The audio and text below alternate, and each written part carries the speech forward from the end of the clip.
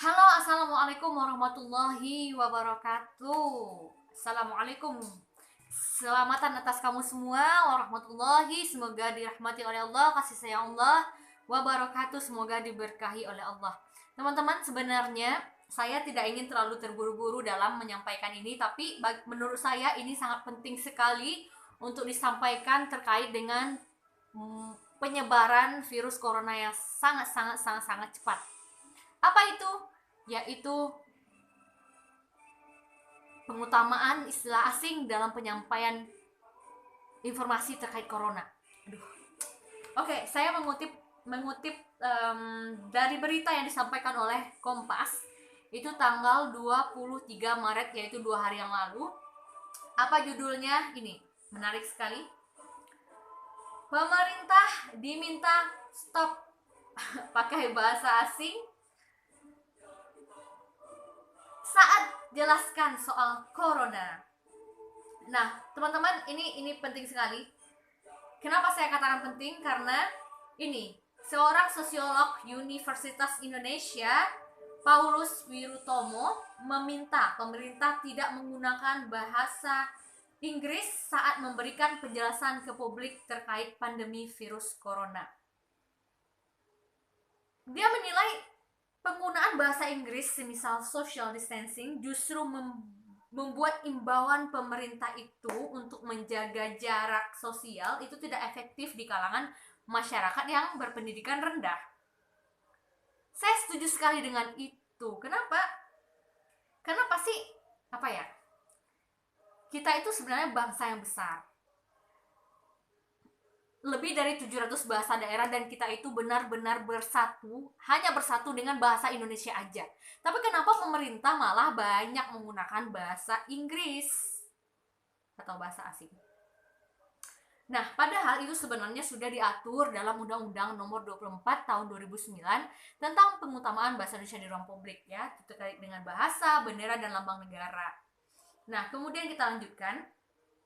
Jadi si sosiolog tadi dia nggak merasa itu tidak efektif dan itu tidak akan menyentuh nggak akan menyentuh pola pikir, bahkan tidak menyentuh hati dari masyarakat bawah. Kemudian jadi menurut dia kalau penggunaan bahasa Inggris itu akan membuat masyarakat itu gini loh, itu kayaknya bukan buat kita deh gitu. Jadi masyarakat bawah itu mikir kayaknya tuh itu informasi bukan buat kita gitu. Karena itu yang digunakan bukan bahasanya kita, bahasa asing gitu loh. Tidak semua orang yang bisa memahami itu. Nah, menurut dia, karena dia sudah mengamati nih masyarakat sekitar dia itu tetap aja beraktivitas di tengah masifnya penyebaran virus corona khususnya di Jakarta.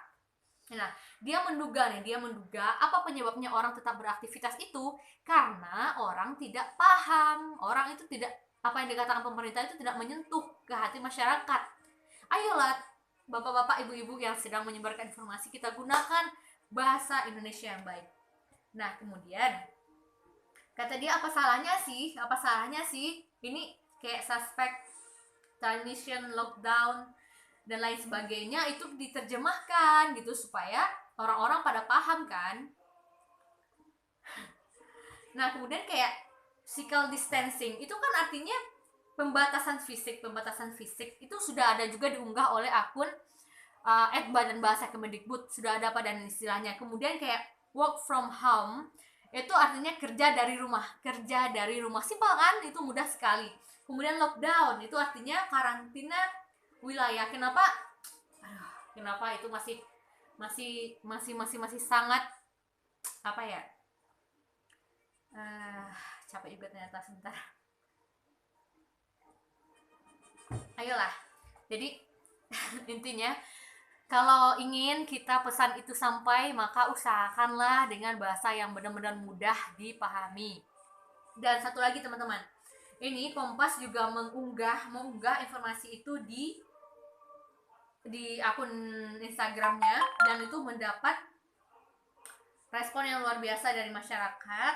Ada 12.000 yang menyukai, terus 450 komentar. Ini salah satunya kata dia, ini nih, pemerintah diminta stop ya, berhenti pakai bahasa asing saat menjelaskan corona. Dia nih, bener nih, nenek gue, kakek gue, mak gue, kurasa juga nggak tahu artinya apa, cuman bapak gue yang ngerti, tuh kan. Kemudian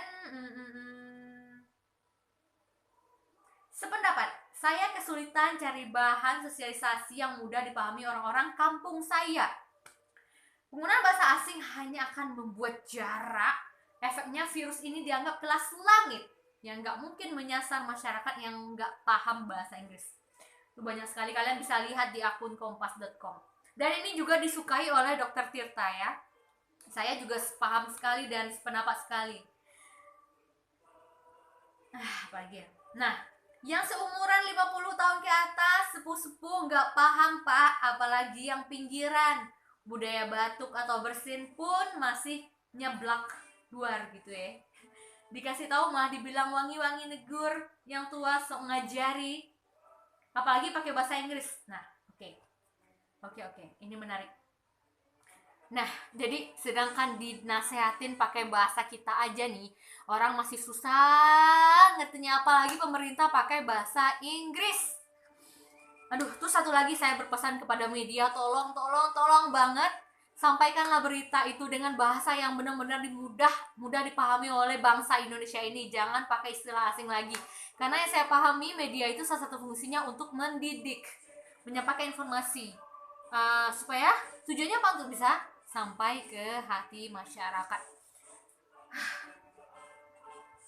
Oke, teman-teman tetap utamakan bahasa Indonesia dalam penyampaian informasi apapun. Dan saya ingatkan, saya bukan pakar bahasa benar-benar, tapi saya berpikir ini sangat penting sekali, dan kita semua harus berusaha untuk mengutamakan bahasa Indonesia dalam penyebaran berita supaya semua kalangan ngerti. Oke?